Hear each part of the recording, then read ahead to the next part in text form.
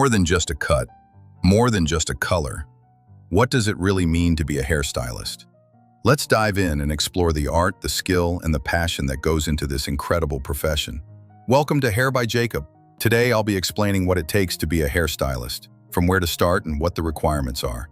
I'll also be sharing what it means to be a hairstylist, highlighting both the great parts of the industry and the challenges we face. Over the next few weeks, we'll be delving into the world of hairstyling, and I'll be sharing insights to help you as the general public understand what hairstylists go through to create your perfect look.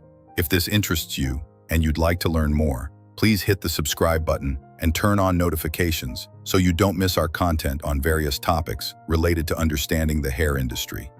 Your support will help us grow and attract more viewers who are passionate about the hair industry. But before we dive into the juicy stuff, we need to tackle a serious topic. What is a hairstylist? In my years working behind the chair, I've discovered that there are many misunderstandings and misconceptions surrounding what kind of person a hairstylist is. Let's set the record straight and explore the reality of being a hairstylist. The first misunderstanding lots of people have is that hairstylists are either school dropouts or lazy to study for a career that's suitable for most out there. However, the reality is that becoming a hairstylist requires a significant amount of education and training. In the past, trade schools did cater to students who struggled with traditional academic paths, offering courses in hairstyling, mechanics, and construction.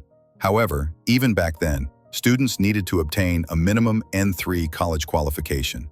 Today, the requirements are even more stringent. To become a hairstylist, you need a grade 12 graduation certificate or an N3 certificate with high marks in subjects like mathematics, science, biology, specifically understanding blood and skin functions, language, and business science. In South Africa, the minimum requirements include achieving above 85% in these subjects. After meeting these prerequisites, aspiring hairstylists need to enroll in a hair college, which can cost anywhere from $130,000 to $190,000, depending on whether they attend a private institution or a government-funded one.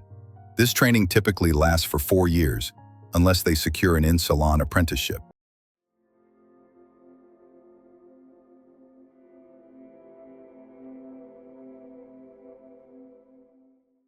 If they're fortunate enough to find an apprenticeship, the company will cover the costs, but they'll need to sign a 5-year contract with the salon.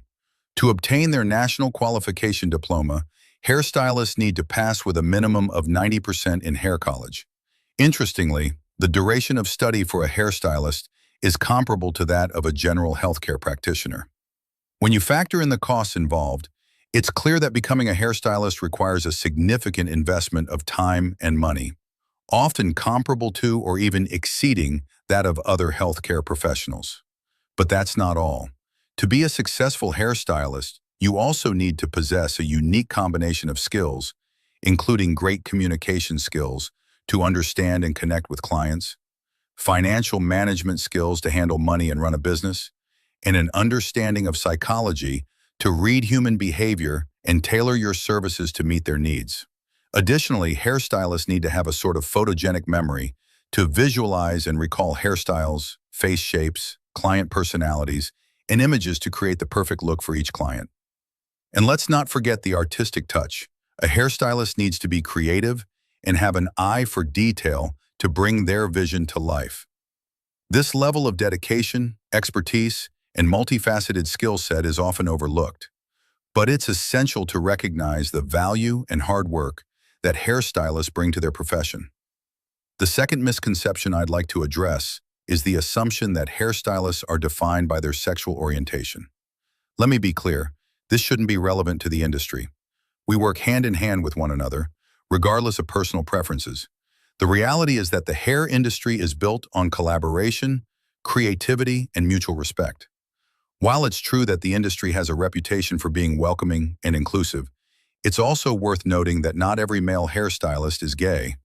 In fact, many successful hair brands and manufacturing companies in the industry are founded and run by married couples, with some even being family businesses that have spanned multiple generations. On the other hand, not every female hairstylist is interested in being with a man. The point is, personal relationships and preferences shouldn't factor into our perception of hairstylists or their abilities. What matters most is the quality of service they provide, not their personal life choices. As a hairstylist, I can confidently say that we're one of the least judgmental professions. We're not known for being selfish or violent, and hate speech is virtually non-existent in our community. Sure, we can get dramatic and passionate about our work, but it's never about someone's personal choices. In fact, the hair industry prides itself on being a space where people from all walks of life come together, united by their passion for creativity and beauty. We're more focused on making people look and feel their best than we are on judging others. The third misconception is that the hair industry is a pot of gold, and everyone working in it is rich. Just like every other business and trade, owners face huge overheads. And after all payments, salaries, etc., are taken care of, the owner also just draws a salary, depending on the factors of whether the salon meets its targets, and it depends hugely on economic changes. Remember, hair is a luxury, and therefore, when taxes and country inflation rise, people tend to spend less. For those stylists who work on a basic and commission basis, where the basic salary is covered by government basics and commission is low, 30 or 40% of their takings, the calculations work as follows. The stylist has to make 3 times the amount that they get paid for basic to qualify for commission. When you reach your commission stage, you get out what you have taken in, and that can depend on what the public is willing to spend. Some stylists, like myself, choose to work on a straight commission basis. Yes, you lose some benefits, like you only make what you have worked on, and it depends on the willingness of what the client is willing to spend. Believe it or not, some stylists will fall short of even paying their own bills due to feeling sorry for the situation the client may have, and trying to help them cut some costs on straight services, and even don't charge at all. But remember, you get out what you have taken in. Sometimes that generosity can add up to losses in income. In this industry, you get out what you put in. Yes, you can make a good income if you're willing to work hard and long hours, but we'll touch on this further in the next section. Now that we have covered some industry insights and got rid of some misconceptions regarding hairstylists and salons, let's get to the next topic. You have qualified to become a stylist. So what next? Now that we've debunked some common misconceptions about the hair industry, let's move on to the next step in becoming a hairstylist. You've qualified, but what's next? Stay tuned to find out.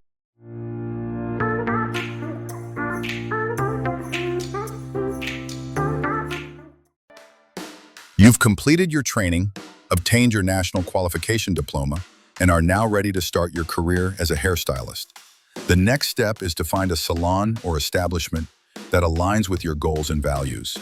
You may choose to work in a high-end salon, a boutique studio, or even start your own business. What's your next move? Will you specialize in a particular area, such as color correction or extensions, or become a well-rounded stylist? The opportunities are endless, and it ultimately depends on your passion and dedication to the craft. But always remember, once you're qualified, you're actually only starting as a junior stylist. There's still lots to learn, some mistakes to make, and yes, you will make mistakes because that's the only way to learn. Let me put it to you like this. Even myself, after 26 years, make mistakes, and the outcome is not always as you expect it to be. As an experienced stylist, I recognize the importance of constant education and training in the hair industry. Styles get retouched daily, and yes, you want to put out the best you can be. Fashion evolves and products change, so if you have a know-it-all attitude and think that your artistic talent outshines everyone else, then I'm sorry to say you should never have entered the industry because the industry will humble you very quickly. It's hard work, dedication, lots of learning and tears to make a success in the hair industry. As a junior stylist, it's essential to learn and experience from every opportunity granted to you. Don't think that now that you're qualified, you can sit back and learn on every client you serve. Believe me, you'll make mistakes, and someone else will have to fix it in your presence. In your next 3 years as a junior stylist, keep the apprentice attitude as much as possible. Eagerly offer to help an experienced stylist. Steal with your eyes, ask questions, and learn as much as you can. Yes, you may be a brilliant stylist from the beginning, but knowing the basics by heart is only 20% of the perfection rate.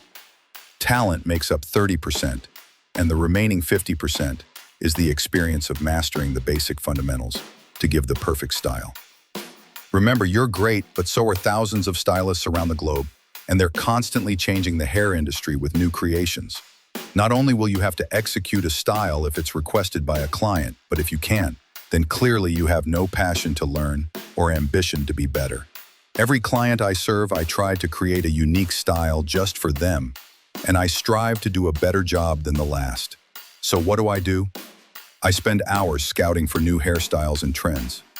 Then comes the part of understanding how you'll execute and use the relevant skill techniques to deliver the perfect art piece on the given canvas. And that is your client's hair. To sum it up, it takes long hours of work and constant education to evolve. Now you've made it through 3 years as a junior. Next, you enter the part of hairstyling where no mistakes are expected from you. So if you make one, you'd better know how to fix it before anyone notices. Just remember, in this industry, there are always eyes on you, and clients can detect if something's wrong. If you previously thought you needed no more guidance in your junior years, I just hope you have enough experience and knowledge to fix it. And remember, as a senior stylist, you're liable for expenses that arise from correcting the mistake if it has to be done over. Bad rep at work for you. Everyone who knows the client will know about it, and worst of all, you may have just lost a client. The not so nice stuff about being a stylist. Always remember, in life, what you put out, you will receive. Now that we've covered some of the good stuff, let's look at the not so nice stuff about being a stylist. As a hairstylist, you'll face challenges that can be physically and emotionally demanding. From standing for long hours to dealing with difficult clients, it's not all glamour and fun. You'll need to develop a thick skin and learn to manage stress effectively. Some clients can be demanding, rude, or even abusive. You'll need to learn how to handle these situations professionally and maintain your composure even when faced with challenging behavior. Additionally, the hair industry is constantly evolving, and you'll need to stay up to date with the latest trends and techniques to remain competitive. This can be time-consuming and expensive, especially if you're investing in ongoing education and training. Physical demands are also a significant aspect of being a hairstylist.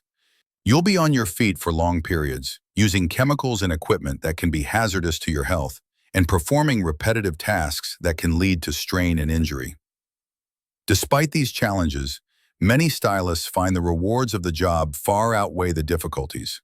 There's nothing quite like the satisfaction of making someone feel confident and beautiful, and seeing the impact your work can have on their lives. Let's dive deeper into some of the specific challenges stylists face and how to overcome them. The reality of long hours in the hair industry.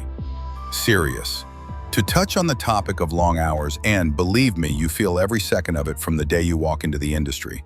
And more so as an apprentice, because you'll have to assist multiple stylists in a short space of time. Each one comes with their own kind of personality and beliefs, so you'll encounter grumpy ones and overbearing ones. But the reality is that every stylist is an artist, educator, and ambassador of the brand they represent. Just as a salon can't function without a stylist, so can a stylist not function without a base or workspace to express their artistic talents. But just as important as the stylist is the team surrounding them. Yes, you'll bump heads. Not only because you spend 8 hours for 6 days in each other's company, and everyone has their unique personality, but over time, you become a family with whom you can always talk and know it's your secret. So, if you can work for 8 hours on your feet for 6 days a week and accept that the salon is your family and you'll have good days and bad days, then you can say you're a willing candidate for hairstyling. It's not just a job, it's a lifestyle that requires dedication, hard work, and a passion for creating beauty and making people feel good about themselves. The uncertainty of income in the hair industry. When it comes to the topic of money, it starts with, you get out what you put in. Unless you earn a basic salary, you're not sure of the outcome you'll get from month to month. And with all the elements working against you, government taxes, international relations, inflation of rentals, and import costs, the salon you work at must clear a certain amount of income to function. With inflation of expenses, salons are forced to charge a set price. For example, here in South Africa, we have the problem of extreme high rentals and industry suppliers charging extreme prices due to import costs. And with our government under huge pressure due to political differences, the import cost between the USA, Euro, and South Africa is high because of policies implemented by Trump and France. So between the power of every client's pocket, political agendas, and clients' totals reducing, you're not sure if your regular client will still be regular next time. And due to the fact that you're offering an exclusive service that's, in fact, a luxury, you're not sure what you'll earn from month to month. This uncertainty can be challenging, and it's essential to be adaptable and prepared for the ups and downs of the industry. As a hairstylist, you need to be aware of these factors and be proactive in managing your business and client relationships to ensure your success.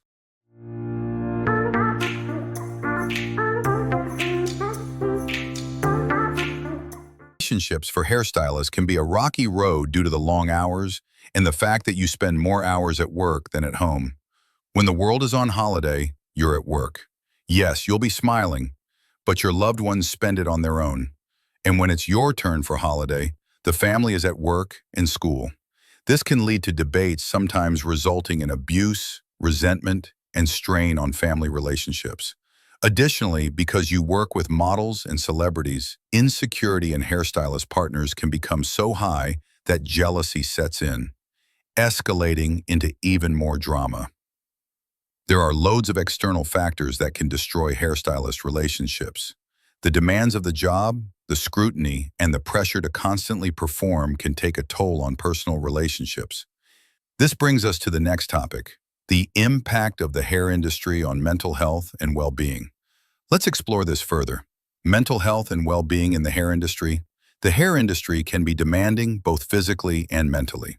Long hours, high pressure to meet client expectations, and constant scrutiny can take a toll on a stylist's mental health. Some common challenges include stress and anxiety, burnout and exhaustion, self-doubt and imposter syndrome, pressure to stay current with trends and techniques. It's essential for hairstylists to prioritize their mental health and well-being, taking steps to manage stress and maintain a healthy work-life balance. Due to the stress of income, home problems, and industry pressure, emotions from clients can become embedded in us. Never mind the emotional stress when you don't meet the client's expectations. The emotional impact of clients' personal problems in life and relationships can be overwhelming. As I said before, communication skills are essential, and so does the power of listening play a role in being a hairstylist. Sometimes it doesn't affect you, but over time, it can become a burden. You hold so many secrets from even your work and home family. When listening to stories of abuse or death, it impacts you in a manner where it starts to consume your life. Eventually, it can lead to the stylist having a mental breakdown. This can lead to extreme measures, some getting caught up in addictions, and some even more fatal, like suicide. It's crucial for hairstylists to prioritize their mental health, seek support when needed, and maintain a healthy work-life balance to mitigate these risks. Thank you for being part of this open discussion on the reality of being a hairstylist. I hope I've touched on a few questions relating to what it takes to become a stylist, as well as answered some questions regarding the industry for the general public. Stay tuned for more insights and behind-the-scenes looks at the world of hairstyling.